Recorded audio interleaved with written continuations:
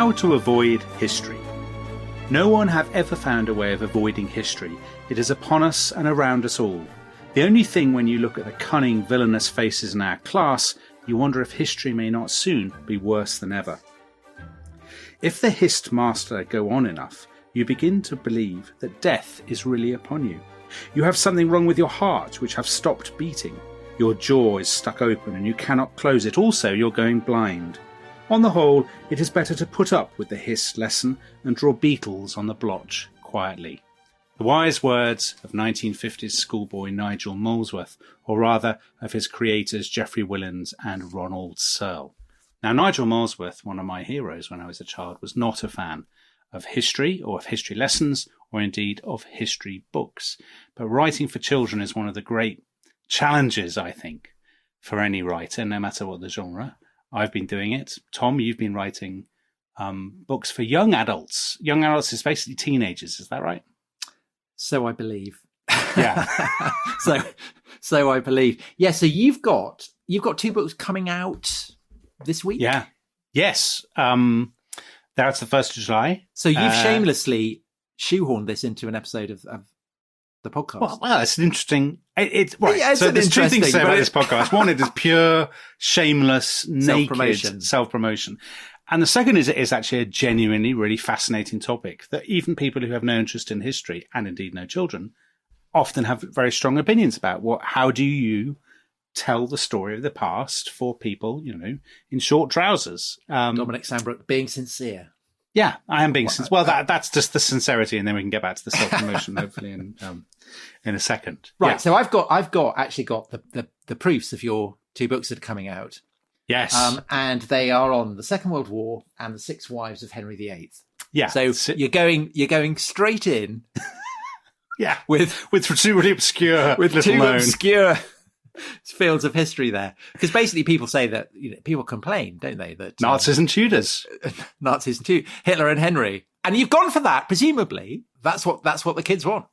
Well, I think there's so yes, this is a series called Adventures in Time, and when I first talked about it with the publishers of Penguin, they sort of said, "Should we do the Nazis and Tudors first?" And I thought, yeah, why not? I mean, you're not going to do the Industrial Revolution and the 7 Years' War as your opening 2 salvos in a campaign to kind of, share the joys of the past with the nation's youngsters. But they're not just being published in Britain. So that's been quite interesting. For example, the Second World War one is also coming out in Germany. And did you have to do any changes for that? No, interestingly. The German publishers said it's very English. But they said... am I not right? I think you mentioned this to me, that you initially began with Hitler in the trench losing his dog. Yes. So the opening of the Second World War one, the first chapter, I was trying to think of a way. How on earth are you going to tell this story of the Second World War to children who haven't done the First World War, who don't know where all the countries are and all that stuff? And I thought, well, you just start with the protagonist. Start with the dog, yeah. You start with like Hitler. Enid Blyton. And I start with Hitler as a boy. Hitler as a boy, he goes off to fight in the First World War, his shattering experience that sort of poisons his mind, Hitler turning to darkness, as it were. I mean, that's quite a familiar trajectory in children's stories. And it is the trajectory of Hitler's life, obviously. I mean, we had our 2 episodes with Ian Kershaw, didn't we? And he was saying, Hitler's not a monster from the beginning. He's maybe damaged, or he's maybe had a traumatic childhood or whatever, but he's not a mass murderer straight away. So taking children into that story is interesting. Right. And so you set him up with a dog. He's a guy with a lovable dog. Yeah, but the dog had to go. And I think that then your son, who's 8. Well, he was 8 when he read it. Yeah, he was 8 when he read it. So is Hitler the hero? Yeah, well, so the way this works, right, I should explain the backstory. So my son's school, they were doing evacuees as their sort of as their term leads topic. So they had a day when they dressed up as evacuees, and they only in Britain, of course, would people do this, because in any other country it would be sort of such a traumatic experience. Whereas his school, they actually put on a thing where they sang wartime songs. It's just pre-COVID, so it was brilliant. I loved it. But my son complained. He said, "Well, we don't do enough about tanks or battles. The evacuee stuff is great, but I want to know about the sort of narrative of the war." So at half term, we took him to the Imperial War Museum, which, for people who are not British listeners, it's this amazing museum in London. Yeah, full of tanks. It was basically a museum about the world wars and Britain's experience of war in the 20th century and after. And as we went around the museum, and he was quite enthusiastic, but in that way that children, he started to sort of flag and I could see he wasn't really reading all the captions, and he was just tempted to start climbing on gun barrels and whatever. And I said, well, if you can go around without climbing on any more weaponry, when we get to the gift shop, I'll get you a book on the Second World War. And there wasn't really the right kind of thing. So they were all kind of Usborne-y kind of books with lots of pictures, or they were horrible histories, but there wasn't a really rollicking narrative. And I said, I'm amazed that, Anthony Beevor or Max Hastings or somebody hasn't done...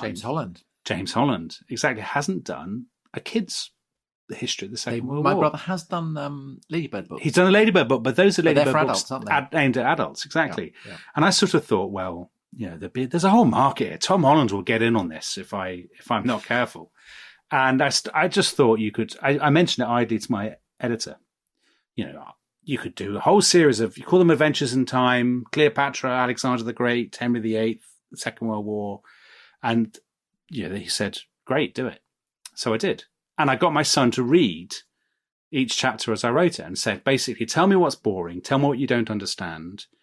A good example is I had the phrase, in 1929, the world economy tottered or something. And he said, what's the economy? And I was like, Christ, how do you explain that? The world money system? I mean, it sounds so weak. So I had to think of another way of doing it. And Hitler and his dog was one of the key stumbling points, because at the point where Hitler had his dog in the trenches, my son said, is he the hero? And I said, no. He's going to turn out, he's Hitler. He's going to turn out to be the villain. And he said, well, he can't have a dog. I mean, the hero has a dog. The villain never has a dog. He's right, isn't he? He was right. The dog had to go. I took the dog out. I think it was tipping the scales too much in Hitler's favour. So the dog had to go. I could have given the dog to Churchill, I suppose. Yes. But I just took the dog out. Yeah, well, Churchill's black dog. Yeah, it's depression. Well, you very nobly said in your author's note, the first drafts of this book were read and edited by Arthur Sandbrook and Connolly Norman, aged 8. So any mistakes are definitely their fault. Yeah. That's good. Yeah. Punching down. You've got to have someone to blame, haven't you? Yeah. Yeah. Okay, well, I think that's enough self-promotion. Oh, no. What? We've got... I thought we had hours to fill. I think it is. But it's interesting, the lack of narrative accounts that you highlighted. Yeah, because we grew up with narrative accounts, didn't we? I mean, we've got a question from Jonathan Calder about Ladybird history books. I mean, they were always pure narrative. So for every British listener, I would imagine, to this podcast will know what we're talking about. But for the overseas listeners, they're small books. What are they? They're about... I've got a couple of them here. They're 50 pages long. They're little hardbacks, and they're very basic kind of narratives of, I mean, the ones I've got with me right now: Oliver Cromwell, Warwick the Kingmaker, James I and the Gunpowder Plot. And I mean, I owed so much of my understanding of history as a boy to those books. Didn't you? Were you a big Ladybird fan? Less so. What? To be honest. God, I'm stunned by that. So the book that I really loved was the one that I when I put up a tweet asking for questions on this topic, and to illustrate it, I put up an illustration of my favourite book as a child, history book, which was a history of the world by a guy called Plantagenet Somerset Fry. Did you ever come across him? No. You mentioned it, and I'd never heard of this book. Okay, so he wasn't actually called Plantagenet; he was called Peter. But okay, he was called Plantagenet because he was a big fan of Richard III. Oh, he's a Ricardian. Okay. Well, eccentric position when he was writing, I guess, in the 60s and 70s. And he was a brilliant guy, because I didn't know this when I when I read it as a child. But he was a kind of famous dandy at university. He had a cape and a gold top cane. Jeremy Thorpe. He was a founding member of the Liberal Democrats. Talking of Jeremy Thorpe. So there is a Jeremy Thorpe thing. Yeah, there is a Jeremy Thorpe connection. And he, each year in the Times, he would put in on the 15th of March, he would put in a little note commemorating the death of Julius Caesar. What? And the reason that I liked him. Oh, and also he won a jackpot on a TV quiz show. What was the Huey Green one? There was W Money. W Money, yeah. So he won lots of money on that. So he was a kind of interesting guy, but his real interest was ancient history. Okay. And the reason that I liked his history of the world was that rather than focusing on all the stuff that the Ladybird books focused on, which was specifically British history, he majored on things like Sumeria and the New Kingdom and medieval China and all kinds of weird stuff like that, and had fabulous illustrations. And basically he focused on the Roman Empire. And who doesn't like the Romans? There were amazing. I can still, just sitting here, I can visualize them. There's one of Nero looking out at Rome on fire. There's one of the Roman soldiers looking up at Jesus on the cross. There's a battle between the Romans and the Gauls. Absolutely loved it. There's the Sasanian king capturing the Roman emperor. Fabulous stuff. And that's really what I loved. And I thought that the Ladybird books were a bit embarrassing. Embarrassing? Why embarrassing? A little bit. Why were you embarrassed by the Ladybird books? This is I felt deranged. slightly talked down to by them. I tell you what, I've picked a couple of my favourite bits out, actually. James the First and the Gunpowder Plot. I like the strong views. King James was not a pleasant man. Not only was he of ungainly appearance, he was also untrustworthy and deceitful. His lubberly, ungainly appearance, added to prejudice against the Scots, made him unwelcome. So she's L. Dugard Peach is the author of this, is very down on James I. But do you know what he said about Guy Fawkes? So Guy Fawkes been killed, and then he says, "Thus died a man whose name has quite wrongly or mistakenly come to mean anyone of queer or foolish appearance. Guy or Guido Fawkes was neither. He was a brave man and a gentleman, a faithful friend to the limit of endurance, ready to die for the faith in which he believed." You must love that. Okay, well, but I think because I was reading them in the 70s, I think even then they felt old-fashioned. Oh no, I think this is deranged. I think I loved the pure narrative element of them, and I think so. That to me, I think there are two reasons that children get interested in history. One of them is the fascination of the very unfamiliar, the sort of curiosity about the strange and exotic worlds, that you just talked about with the ancient world. Completely. And the other thing is the story, is pure story. And one of the reasons I think I like the Ladybird books was that Ladybird didn't only do history. They also did books about Robin Hood and King Arthur, who were my real passions when I was about 5 or 6. And Peter and Jane. Well, they did John do and Peter Jane. and Jane. Yeah, John they and did Jane, Peter, or whatever they did. it It was Peter and Jane. But I remember, my dog is sick. Yeah. My dog is dead. All right, Mr. Cynic. So they did that. They did the King Arthur and Robin Hood. And to me, I didn't really distinguish between the stories of King Arthur, let's say, and the story of Oliver Cromwell or of James I or something. And I think to get children interested in history, it has to be about the story. There has to be a sense of narrative drama, of jeopardy, of character. And do you know what it is? I'm thinking about it. What I resented about the Ladybird books. So they did one on Julius Caesar and I think the conquest of Britain. Julius Caesar and Roman Britain, yeah. We've got Julius Caesar and Roman Britain. And I thought it was going to be about Julius Caesar. Yeah. And actually, a lot of it was about Roman Britain. And it was all about them building roads and things. Villas. I didn't want that. I wanted Julius Caesar. I think you can do a bit of both, though, Tom. No, I was disappointed. And I felt that I'd been sold, dodgy goods. Dodgy goods. I think there is quite a lot of riding across harsh terrain in that particular book. And there's not enough about stabbings in the Senate chamber, which is what you're after. So you then wrote your own book on that subject. Basically. Yeah, Rubicon. But what I remember is that there were huge... There were kind of huge narrative histories of Greece and Rome in the local library that I don't think they would exist now. I can't find them. No, but I think there was an appetite for them. I mean, I was kind of really struck while writing my books and trying bits on children that maybe because they were just coerced or because I was bribing them. Children generally said, who read them said they liked the story, they liked the sense of tension. I think you have to have, if you give them kids' characters. I mean, think about the appeal of Star Wars or The Hobbit or Harry Potter to children. I mean, what they like are strong characters, well-defined. They can cope with a little bit of nuance, actually. It doesn't have to be incredibly simplistic.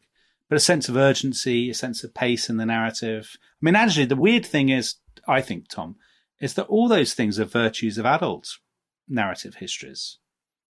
So in a way, it's not that different an exercise telling history for children. That also they like facts. Well, they like facts. I know I did. They can share, weird facts. So here's a good example. Okay. In the Henry VIII book that I did, I had constant discussions with the editors about squeamish details. So about people's heads being cut off and exactly how that was done. And we had a fact there later on when Henry's enormously fat about how he has this greased tube pushed up his bottom. And he's given these enemas of like honey and all this kind of thing to try and ease his piles and his enormous obesity. And it just makes him more bad-tempered than ever. And my editor, who's not by any means a squeamish man, said, I wonder if this is a bit much for children, actually. All this stuff about the enemas. And I gave this to about 4 or 5 children and said, what do you think? And they said, well, this is basically the best bit in the whole book. And I think children love these kind of little curious kind of details. Why Horrible Histories? So Horrible Histories revolves, it's full of kind of enemas. And it's all, it's enemas and executions, basically, isn't it? It's amusing ways that amusing stuff that people have done with poo. Yeah. So Horrible Histories, there's no narrative in Horrible Histories. No. It's a compilation of kind of curious facts. And you're right. I think kids like curious facts, but I think they do like a bit of drama. And so I suppose what I tried to do was to combine those two things. Because I remember obviously, I was only interested in ancient stuff. So I would read modern stuff, but slightly under sufferance. And there were a series of books by a guy called Peter Connolly, who was a brilliant illustrator and a very, very serious historian of the ancient military. And he did a book called The Roman Army, and then brilliantly The Greek Army. Yeah. And he did one on Hannibal and the Carthaginians. And it combined, he would do so he'd tell the stories of various periods of Greek and Roman history at the top. And then he'd give you lots and lots of facts about weaponry. Oh boy, yeah, kids love and that. then he'd do great illustrations, including people being stabbed with spears. Yeah. And the combination for me was a complete winner. And that kind of sense of getting a lot of facts with great illustrations, I also like that. But that raises a really interesting question about violence, doesn't it, Tom? So we had a question from Lauren Markowitz about this. I'll read you the whole question because it was over 2 tweets. And it's quite an interesting one. She says, my son was a voracious reader as a child, fascinated and insatiably curious about history. Negotiating what was appropriate for him, genocide, torture, warfare, etc., was challenging. I think we managed to navigate our way somehow, but there were a few calls from the school. We didn't want to sugarcoat or obfuscate, and his line of questioning was relentless. So while a parent can read their child, and sort this out with some degree of success. But when you're writing history for a broader child audience, how does one approach this? I mean, I think so that's a question for you, because obviously you have to include the Holocaust. You've written about the Second World War. Yeah. How do you deal with that? Well, that was the other stuff in the Second World War I felt was kind of doable, but the Holocaust was a much more difficult question. And I thought there were in the Holocaust chapter, there had to be a whole chapter on it. And I had sort of 3 strategies, really.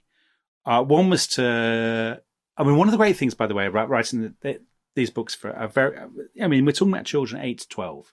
So often it's the very first time they encounter these stories. So I could tell stories without any fear that they would be kind of cliche. Well, they are cliches, but there wouldn't be any fear that children would recognize them as such, because it might be the first time they've encountered them. So I said to my editor, well, should I shy away from Anne Frank? And he said, well, no, it's mad not to do Anne Frank. She's it's such a great story. So the whole chapter is framed around Anne Frank's experience. But within that, the 2 other things I did were, one is to give the overview. And I think the only way to do that and to talk about Auschwitz and so on is to do it for children, is to just do it completely starkly. And, not to indulge in the kind of pornography of violence, not to kind of tug the heartstrings unnecessarily, because that just seems exploitative and unnecessary. I think you can just tell the facts very plainly. This is what happened. This is how many people died. it's an incredibly dark and evil chapter.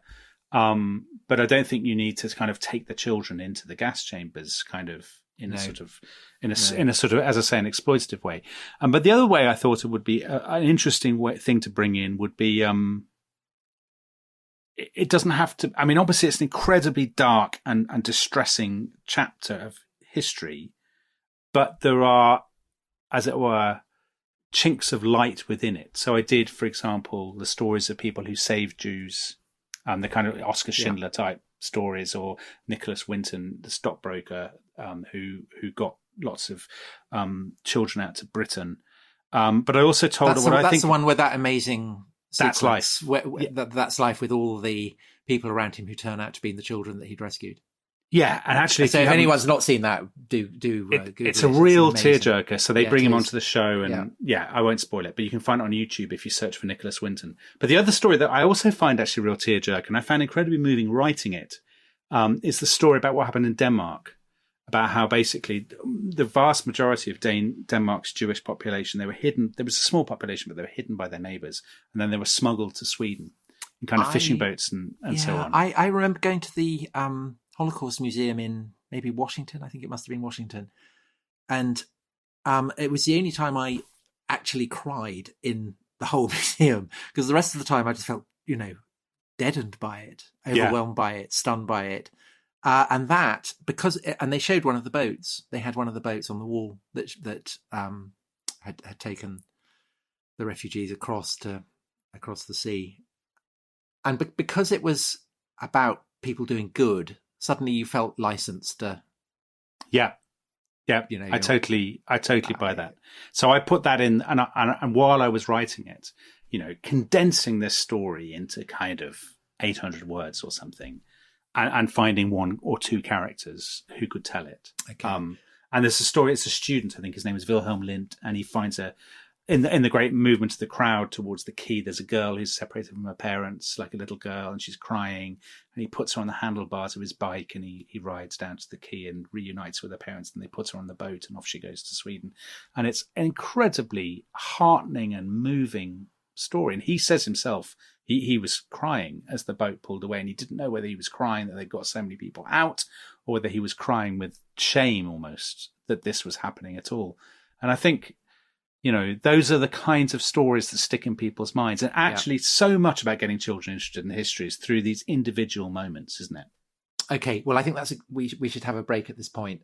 When we come back, perhaps we could look again at the issue of violence, which I guess children, maybe particularly little boys, particularly keen on. I know that I was, and look at that question. So we'll be back in a few minutes.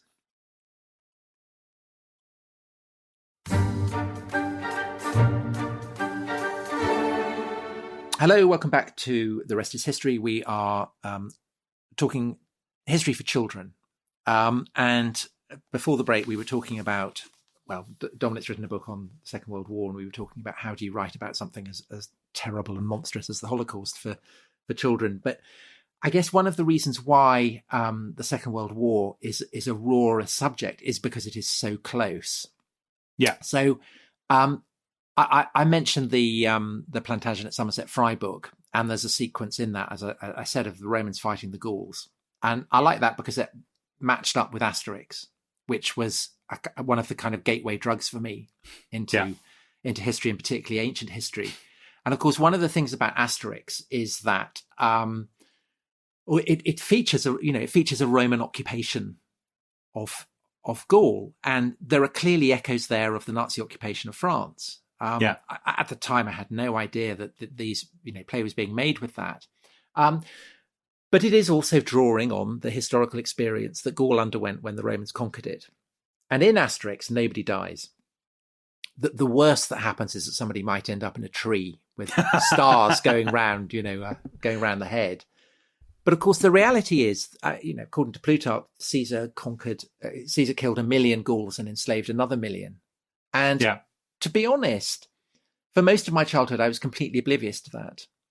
And I think that one of the reasons why I enjoyed ancient history as a child was the feeling that it was simultaneously very, very exciting and glamorous and violent and frightening, but it was also kind of safe because it was distant and removed. Yeah. And I think that, the same was true with dinosaurs, my kind of fascination with dinosaurs, that they were glamorous and terrifying. And I wouldn't want to be with the Tyrannosaur, but I would never be with the Tyrannosaur because they were extinct. And in the same way, I could kind of thrill to the spectacle of, these amazing drawings by Peter Connolly. He did a fabulous illustration of Alexander crossing the Granicus and of the Spartans at Thermopylae and Battle of Salamis and so on. And it was thrilling because this was so distant that all I really had to deal with was the glamour of it. Yeah. And I think that I don't know whether that was something that you ever experienced, but thinking about it, I think it really explains for me why ancient history and medieval history had a particular purchase on my imagination. And now when I write about it as an adult, why I feel it's so important to convey actually a sense of the brutality of it. And the fact that people did die, it wasn't like Asterix. Well, people suffered horribly. I think this is an absolutely fascinating question. And in some ways, we're kind of spiraling away from the issue of children's fiction, because I absolutely agree with you that I think there's a kind of a strange statute of limitations almost on our sympathy or empathy or whatever. So I think it is fascinating how, an atrocity in the 20th century, even one where the death toll is not especially high, will call forth enormous reserves of kind of pity from us. But, you'll read about, I don't know, Basil the Bulgar Slayer or something. But you don't read about him, do you? Killing loads of people. But you Julius read about Caesar you do, or Alexander the Great. So there was a Ladybird book on Alexander the Great. No, but I'm saying as an adult, even people do this. Yeah, okay, as an adult, yeah. I mean, I don't think it's actually that different, you see. Now, for a child even more so, a child you'll read accounts of battles and assassinations and things, and because you're right, it all happens at one remove, and if it happens, the further back it happens, the more likely you are to see it as purely the stuff of a storybook and not to feel troubled by it in any way. I mean, that's true, I think, of children's stories more generally, history or not. I mean, if you watch a Star Wars film, how many people die? How many people died on the Death Star? Or, in Tolkien, how many people are killed in the battles? Do you feel a great sense what happens to the baby orcs? Yes. Yeah, well, exactly. I mean, do children, I mean, especially little boys, I mean, people can argue about whether it's right or whatever, and that's a subject for a whole podcast series in itself. But they enjoy an awful lot of violence. I mean, you didn't merely have to watch boys in a playground to know that there is that urge. And I think it'd be weird not to. Well, we live in a human world, not a perfect world. But I think there's a further kind of shifting of the kaleidoscope on that, both between childhood and adulthood, but also changing perspectives from certainly when I was a child and now. And we got two questions. One from Roman Mihar, who says, "What do you think the future of children's histories will be post-woke? The older children's histories are amazing for their breadth and width, but will this survive a focus on the lives of each disadvantaged group and their lived experience, etc.?" And then from Richard Goldstein, "What do children teach adults about history? When I refer to Indians, my son retorts they're only called Indians because Columbus thought he was in India. I found myself less hostile to the revision Native American when advocated by a 14-year-old. And I guess that, so I was reading about the Ladybird books in preparation for this. Yeah. And apparently, even in kind of the 1970s, for instance, there's one on Walter Raleigh. And in 1957, you see him launching an attack on people in, I guess, El Dorado or whatever. The Orinoco, wasn't it? He went up, I think. And the perspective you're given in the illustration is of Raleigh. And then this was reissued in 1980, and the perspective is that of the people seeing Raleigh come. So you're seeing Raleigh through their eyes. In the illustration or in the text? Yeah, in the illustration. Right. In the illustration. Yeah. So, and I guess that one of the things that probably has changed is that, so we're going to be talking to Satnam Sanghera about the British Empire in our next episode. But one of the things that I'm sure has changed is that a lot of imperial history was couched in terms of adventure, of Yeah. British adventurers, be it Raleigh, be it Captain Cook, be it General Gordon or whoever, going off and having adventures. Yes. In exotic, far-flung places. Sort of the man who would be king style. The man who would be king. Yeah. And obviously that's more complicated now. Yeah, it is. And I think that's actually a really interesting subject. So a future book in this series, this Adventures in Time series, is going to be about the conquistadors. And when we were talking about it, we had a big conversation about, who's telling the story, who are the heroes, who are the, and I felt, I haven't actually written it yet, so I'm just sort of jumping ahead, but I felt that the guys getting on the ships and going across has to be the start of the story, because to a child that is immediately. Did you not think, after talking to Camilla Townsend, about the Aztecs, that actually the journey of the Aztecs from. Well, it is, but you don't have the sources to be able to tell it. You kind of do. I don't think you do. And I think the story of the Spaniards going on the ships, how many children's stories start with a voyage?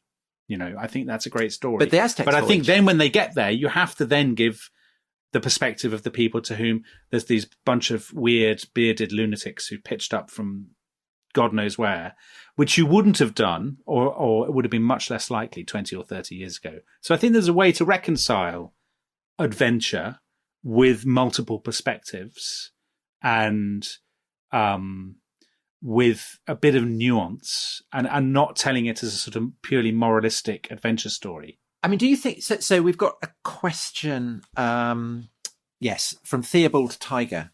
Have to confess that H.E. Marshall, Our Island Story, lit the spark for me. This is talking about 1955. At least she got the Canut story the right way round. I guess that's Stopping the Waves. A bit like Corporal Punishment, it didn't do me any lasting harm, but I'd hardly recommend it today. But great illustrations. Yeah, that's funny. Actually, Our Island Story is surprisingly progressive. There's quite a lot of stuff about. There's a woman writing it. I think she was from New Zealand.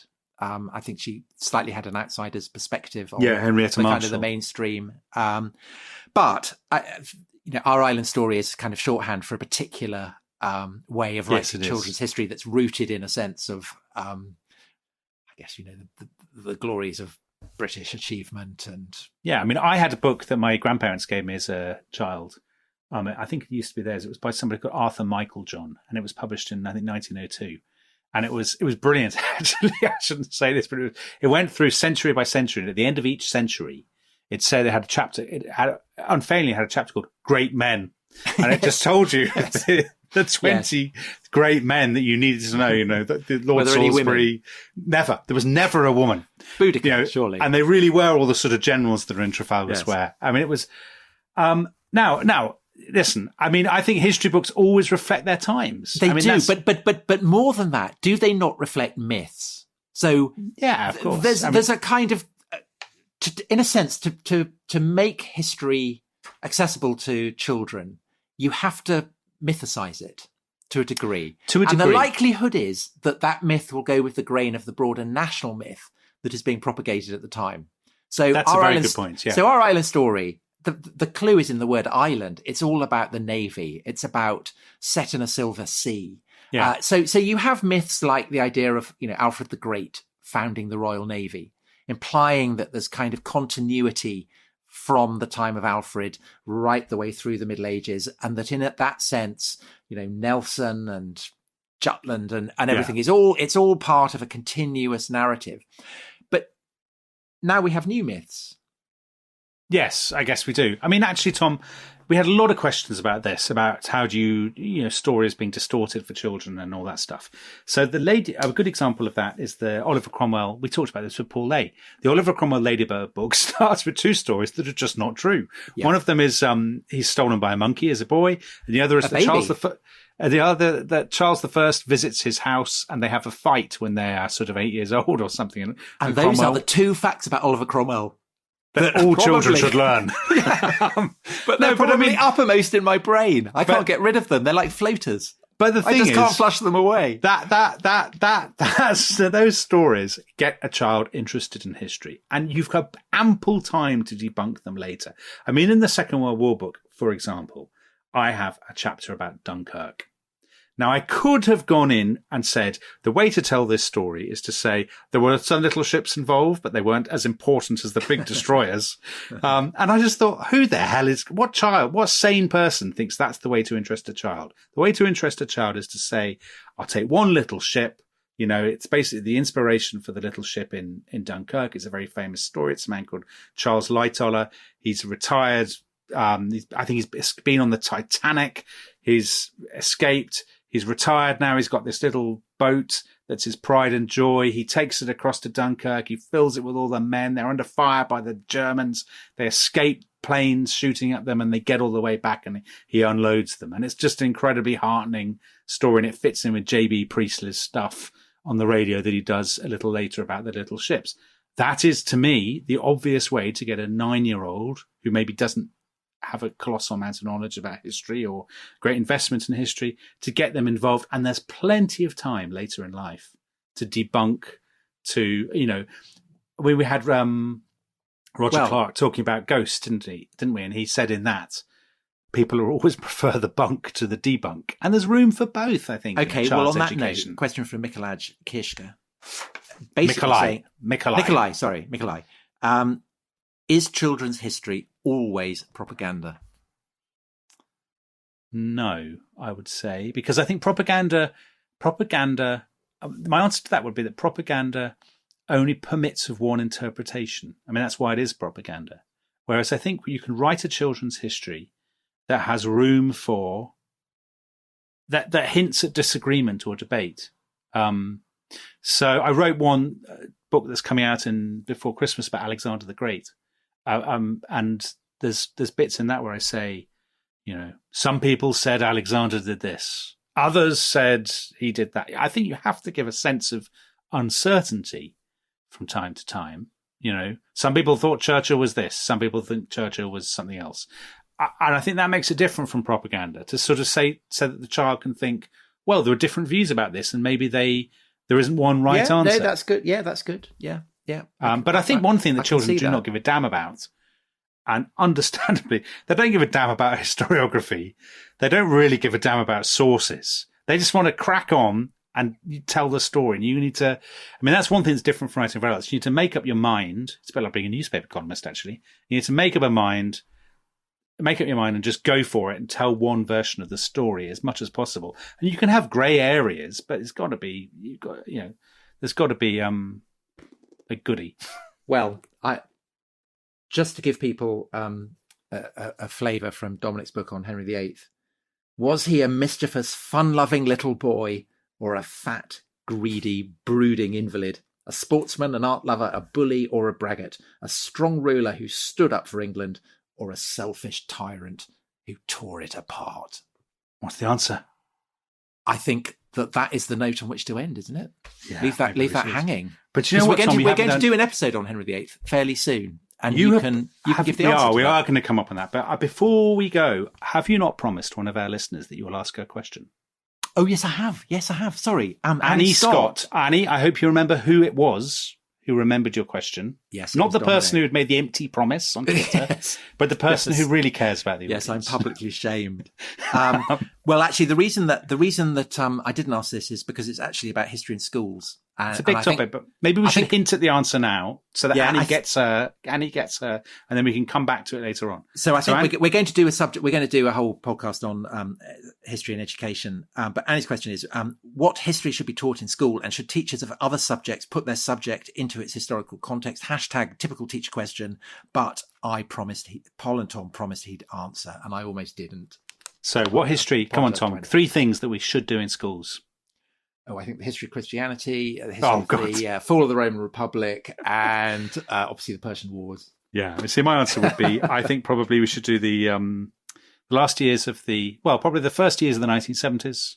Yes. The last years of the 1970s and the first years of the 1980s. No, I'm going to answer it properly. I think people should do, everybody knows who's listened to this podcast that we both think children should learn about the 17th century because it's so pivotal. Yes, I think they should also learn about... But when you say children, what do you mean? I mean, what's the definition of a child? What age are we talking about?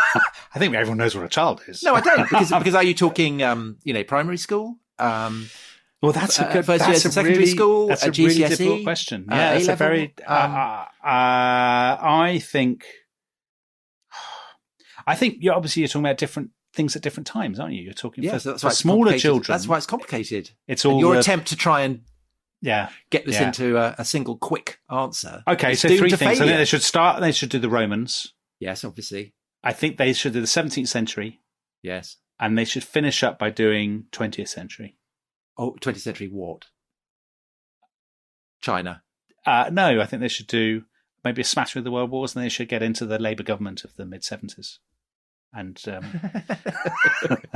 then I'll Jeremy Thorpe scandal. Yeah, the Jeremy Thorpe scandal, exactly. On the back of our colossally successful Jeremy Thorpe podcast, I think people will all be... Children, I believe even now across Britain, are queuing up to buy books about Rinker. Well, on that bombshell. Great. Okay, well, I think we've sorted out... now we can have a second stab. Now I'll let you finish the podcast. Well, I mean, I think basically that our inability to answer that question in any way seriously shows that we do need an entire episode on history and education. So we'll stack that one up. And Annie, my huge apologies for almost forgetting you. Please do send us more questions when that topic comes up, and I promise I won't that time round. But you should also plug the books one more time, Tom. So Dominic. It's shocking that I have to remind him. Dominic's got these Adventure in Time, 6 Wives of Henry VIII and the Second World War. Yeah. I mean, who cares? Who knows? It's not as if you've never plugged your own. Come on. I do it slightly more subtly. Well, listeners will be the judge of that. So it's there's a lovely, almost the best bits in it are the author's note at the end. And I think that anyone wondering whether to get this for their child, it's the very last paragraph in the book on the 6 Wives of Henry VIII, Dominic's dedication to his son. Above all, thank you to Arthur, who read every chapter as I wrote it, solemnly ticking every battle, every massacre, and every severed head, and giving me extra points for hangings, drawings, and quarterings. I could not have asked for a more enthusiastic or more bloodthirsty reader. Who would not want to read that? Thanks ever so much. Bye-bye. See you next time. Bye.